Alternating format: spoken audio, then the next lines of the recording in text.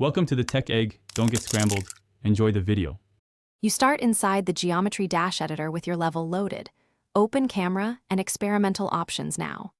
First, enable experimental mode to unlock advanced triggers and layer controls, and set the frame rate to 60 for smoother effects. Make a duplicate of your level immediately so you can revert if something breaks. Once done, position the timeline where the effect should begin and pick a spare layer or object to carry the effect triggers. This gives you control without altering gameplay geometry. You'll now build the core of the screen effect using triggers and sprites.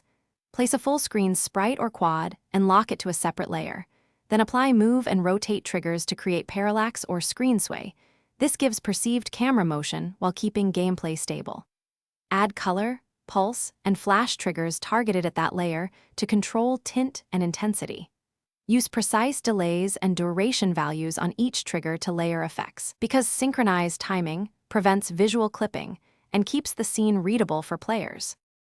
Finish by polishing timing and performance. Play the level at normal and fast speeds, then tweak durations, easing, and alpha so effects don't overwhelm gameplay. Use target ID and grouping to control many objects with one trigger, and combine easing types for smoother transitions.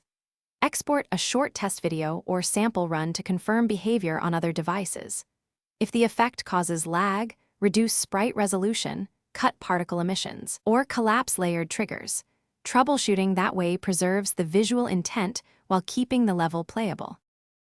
Thanks for watching. Consider subscribing if I helped unscramble your problems.